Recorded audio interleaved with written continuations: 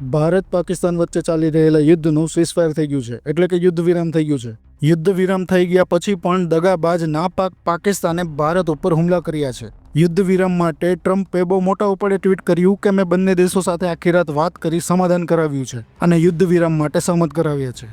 અને પાકિસ્તાને યુદ્ધ વિરામનો ભંગ કરી ટ્રમ્પને આજે આખી દુનિયામાં જોકર બનાવી દીધા છે. ટ્રમ્પે આટલા મોટા ઉપાડે ટ્વીટ કર્યું અને એના 3 કલાક નથી થયા ત્યાં પાકિસ્તાને યુદ્ધ વિરામનો ભંગ કર્યો. ટ્રમ્પ શાંતિની વાત કરે છે અને બીજી બાજુ અમેરિકા ખુદ ઈરાન, ઈરાક અને યમનમાં હુમલાઓ કરી રહ્યું છે. એટલે આ કયા પ્રકારની શાંતિની વાત કરી રહ્યું છે?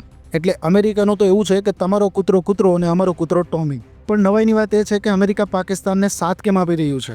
અમેરિકા ભૂલી ગયું લાગે છે કે આ એ જ પાકિસ્તાન છે જેણે અમેરિકા પાસેથી આતંકવાદીઓ સામે લડવા માટે કરોડો રૂપિયાનું ફંડ લીધું હતું અને એ ફંડમાંથી ઓસામા બિન લાદેન અને મસૂદ અઝહર જેવા આતંકવાદીઓને સુરક્ષા આપી હતી. પાકિસ્તાનનો ઇતિહાસ પહેલેથી જ દગાબાજનો છે. પહેલા હુમલો કરશે, પછી ફાટી રહેશે એટલે અમેરિકાના પગે પડીને સમાધાન કરાવશે.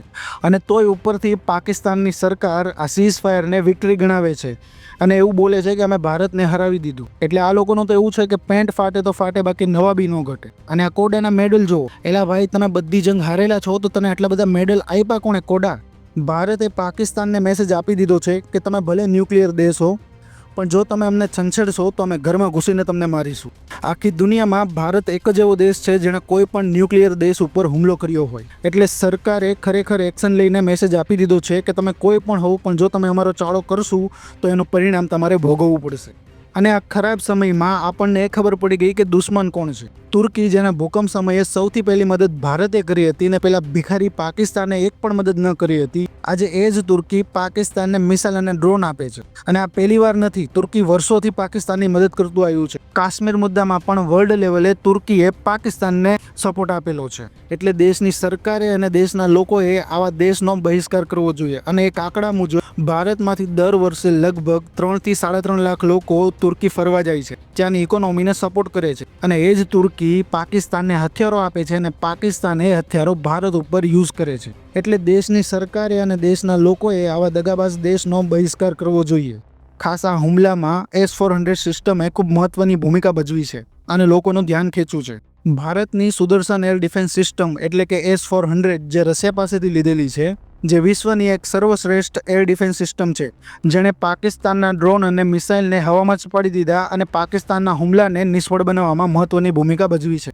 આ સિસ્ટમ માટે મનોહર પારીકરને બહુ મોટો ફાળો જાય છે. 2015-16માં મનોહર પારીકર ભારતના ડિફેન્સ મિનિસ્ટર હતા અને એમણે જ પાકિસ્તાન અને ચીનની ધમકીઓની સુરક્ષા સામે આ સિસ્ટમ લેવાની પ્રક્રિયા શરૂ કરી હતી, જે 2018માં સફળ થઈ અને 2021માં ભારતને આ સિસ્ટમ મળી.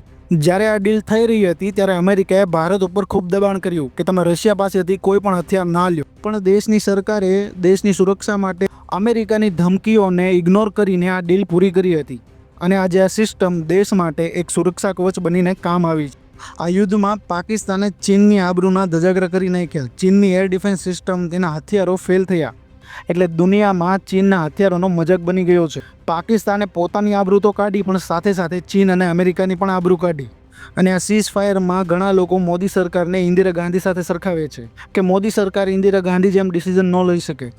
અરે ભાઈ, જ્યારે ઇન્દિરા ગાંધી PM હતા ત્યારે પાકિસ્તાન ન્યુક્લિયર દેશ નહોતો અને એ સમયમાં પરિસ્થિતિ અલગ હતી. અને કોઈ પણ દેશમાં યુદ્ધ થાય તો દેશને જ નુકસાન થાય છે. અને સીઝફાયર થયું એ ચીનને ગમ્યું નથી, કારણ કે અત્યારે ચીનની ઇકોનોમી ખરાબ હાલી રહી છે. એટલે ચીન ઈચ્છતું હતું કે પાકિસ્તાન ભારત સાથે લાંબા સમય સુધી યુદ્ધ કરે. એટલે સીઝફાયર થયું એ દેશ માટે એક સારી બાબત જ છે. અને દેશની બહારનું યુદ્ધ તો આપણે જીતી જ જવાના છીએ, પણ દેશની અંદર પણ એવા ઘણા ગદ્દારો છે જે દેશમાં ખાય છે, દેશમાં કમાય છે, તો પણ દેશનું ખરાબ બોલી રહ્યા છે. એટલે આવા ગદ્દારોથી આપણે દૂર રહીએ, અફવાઓથી દૂર રહીએ, એક જાગૃત નાગરિક તરીકે દેશની સરકાર અને સેનાને સાથ આપીએ. ભારત માતા કી જય. જય હિન્દ, જય શ્રી રામ.